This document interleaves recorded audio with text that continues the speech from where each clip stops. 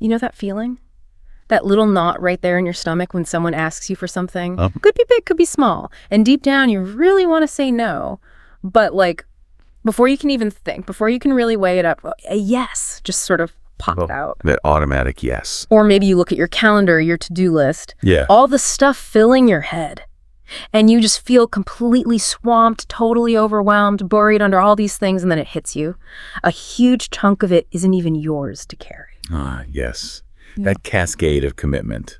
I know exactly what you mean. It's so common, and it often leaves you feeling just drained, trapped almost. Yeah. That discomfort when the request comes in and the immediate response is just compliance. Yeah. Even when everything inside you is screaming, no, that's too much, or Yeah. that's just not right for me now. Exactly. So this deep dive, that's what it's all about. That feeling, the struggle, the real struggle to say no without feeling like you're letting people down or feeling selfish maybe, or worrying you're risking relationships or, opportunities. And crucially, why getting a handle on this skill saying no isn't just like a nice little life hack. It's actually essential, fundamental for your well-being, your effectiveness, and finding some real peace of mind. Yeah, in this world that demands so much of us. Right.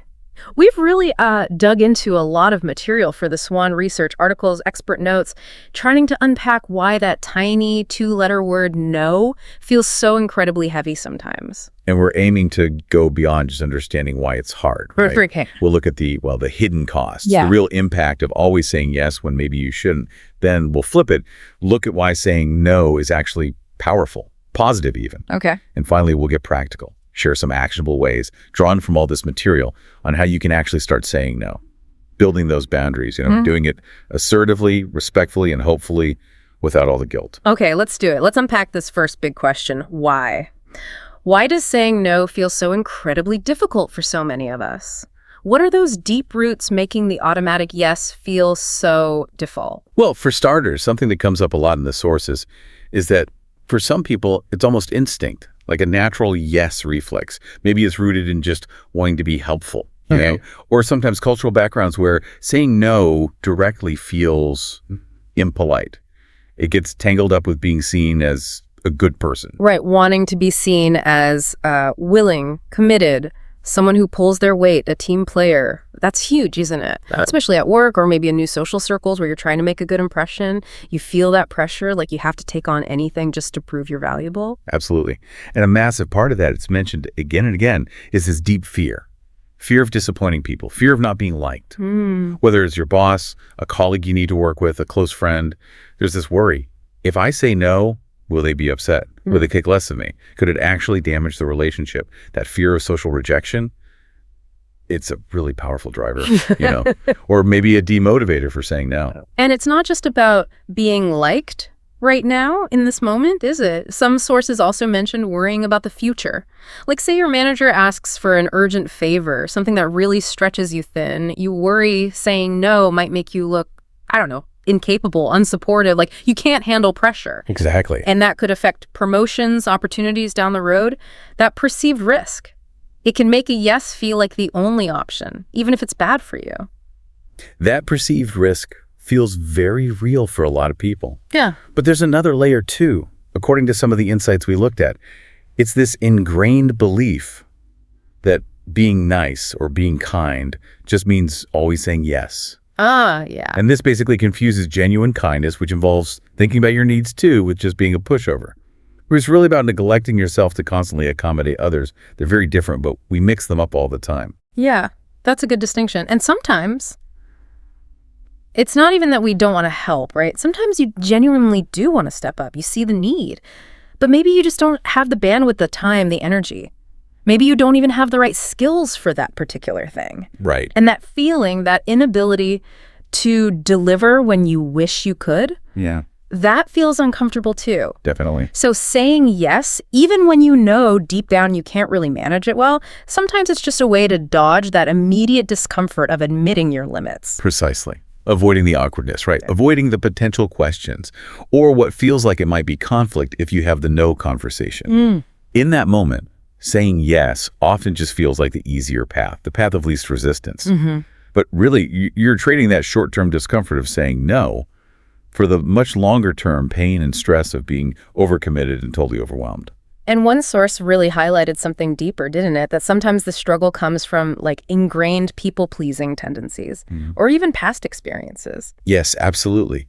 If Phoebe, say, growing up or in past relationships, setting a boundary or saying no actually led to negative stuff, punishment, maybe, or someone pulling away, withdrawing affection, feeling abandoned, your brain can create this really strong link, saying yes equals safety, equals acceptance. And that can hardwire a pattern that's incredibly tough to break later on. That's a really important insight, how our past can condition us like that. And there was that fascinating bit of research mentioned too, suggesting it can play out differently for different groups. Yeah, that was interesting. It indicated that women, for instance, might be asked more often to volunteer for tasks that, aren't really going to get them promoted. And then they might feel a greater sort of psychological burden or social pressure to say yes to those things compared to men who might perhaps more readily weigh that request against, well, how does this help my time or my career directly? And look, this isn't about saying people are inherently different, but more about how societal expectations and workplace dynamics can actually shape these yes patterns. Wow, okay. That's really specific and definitely shines a light on how external stuff plays into this internal battle. So, okay. We've explored why it feels so monumentally hard to say no. Now let's flip that coin. Let's talk about the other side. What's the actual real cost of constantly saying yes, especially when that little voice inside is yelling no?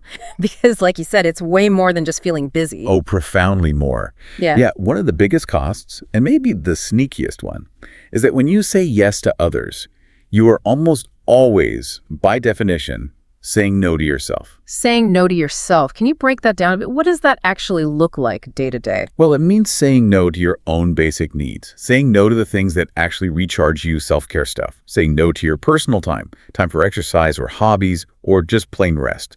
Saying no to quality time with family, with people you love. One source used this great phrase, the helping hiatus idea. Helping hiatus? Yeah.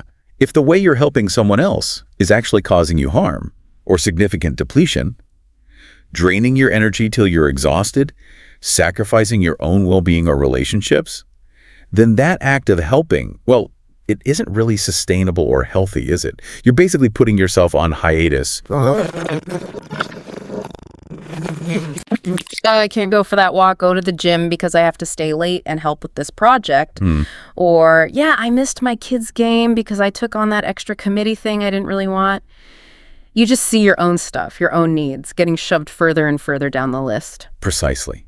And this pattern, this cascade of saying no to yourself, it leads straight to the next huge cost, chronic stress, feeling constantly overwhelmed, and eventually, burnout. Right. Constantly taking on more than you can handle, more than you actually have capacity for. It leads to overcommitment, which makes it incredibly hard, maybe impossible, to prioritize anything properly. Your personal time just vanishes. It evaporates. And this relentless pressure, it leads to deep physical and emotional exhaustion. And this isn't just like a feeling, right?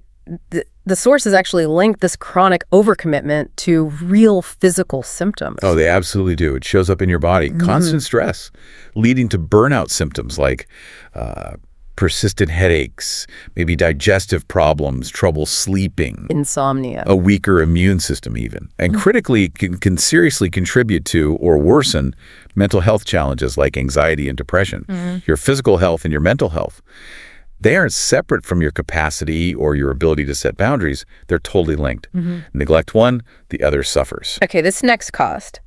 It feels a bit backwards, doesn't it? Because you'd think saying yes all the time would help relationships. But the material we reviewed suggests constantly saying yes can actually damage them. It can, yeah. And this is where it gets complex.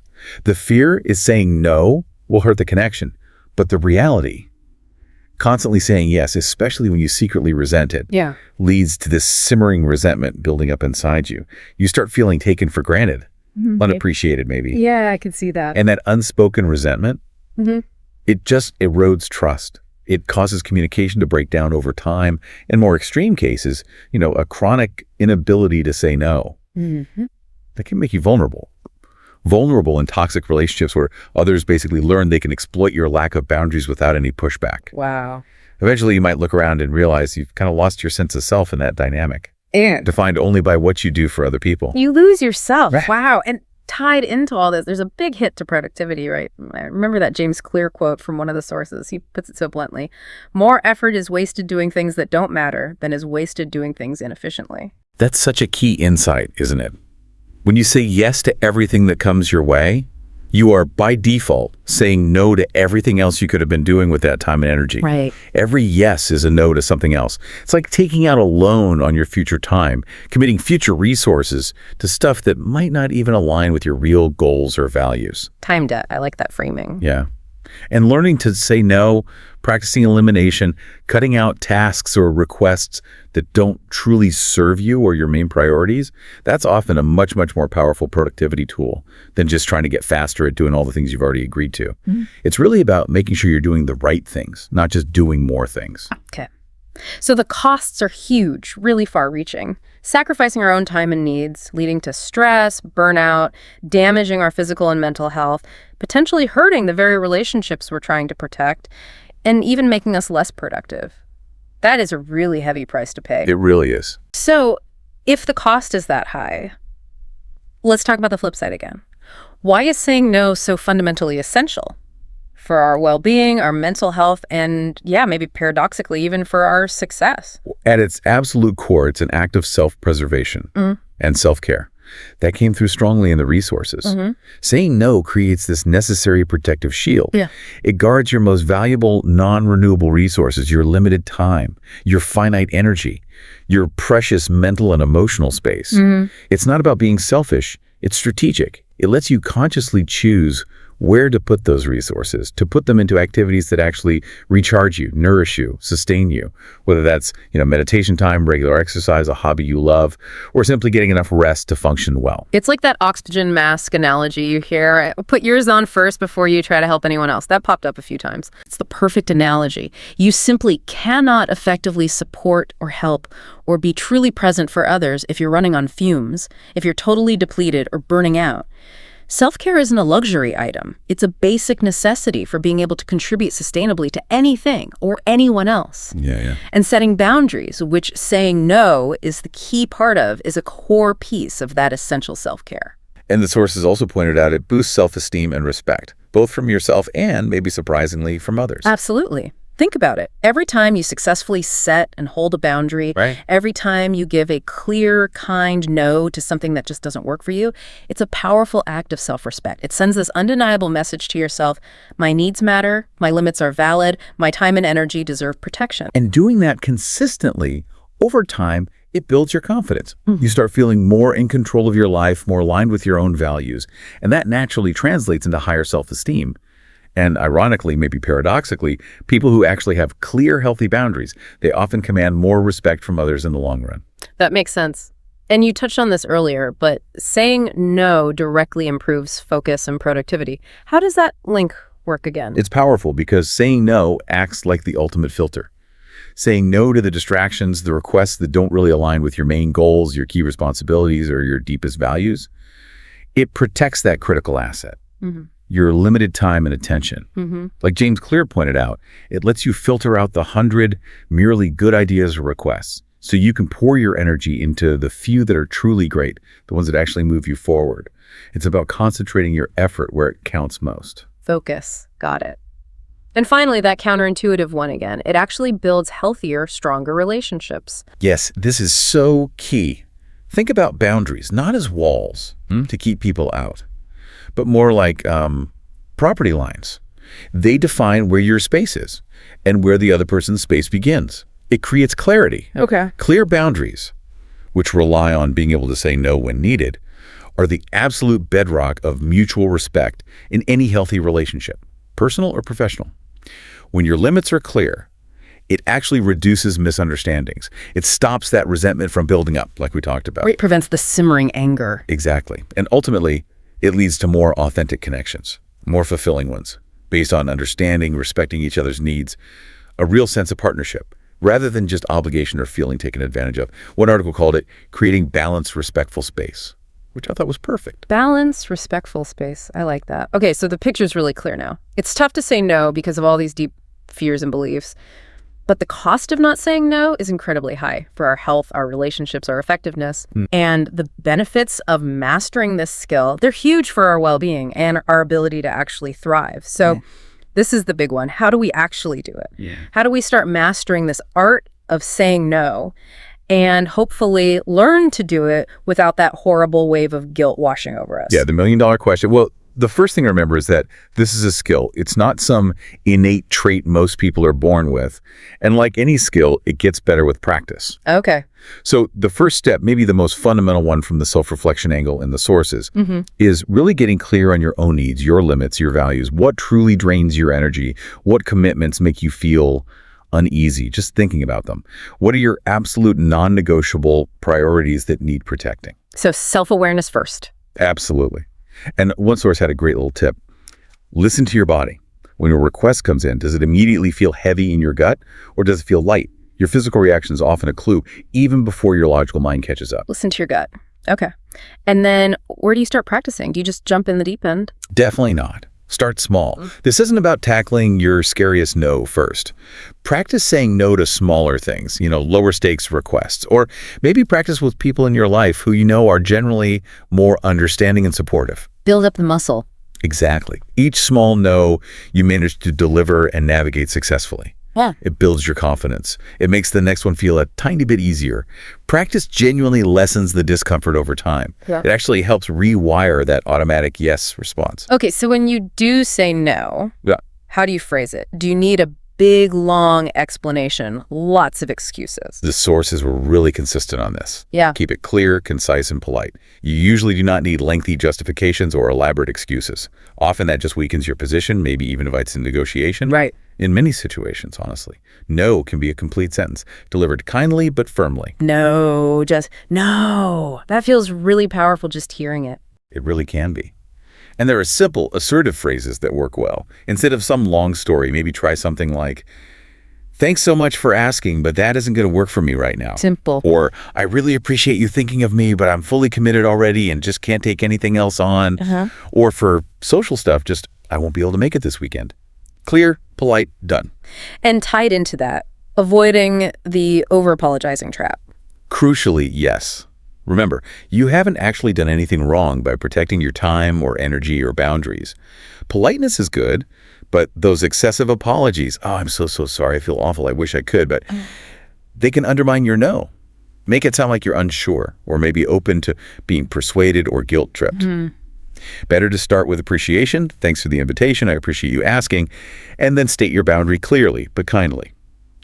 Don't apologize for having needs or limits. They're valid. And resist that temptation to leave the door slightly open if you don't really mean it, like adding a maybe next time. Exactly.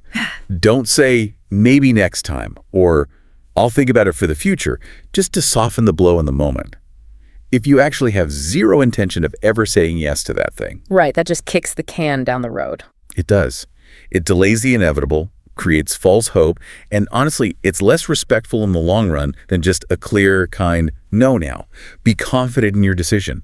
Close the door politely but firmly. Okay, but what if you get put on the spot? Someone asks you right then and there, and you feel that immediate pressure to just say something. Yes, the ambush request.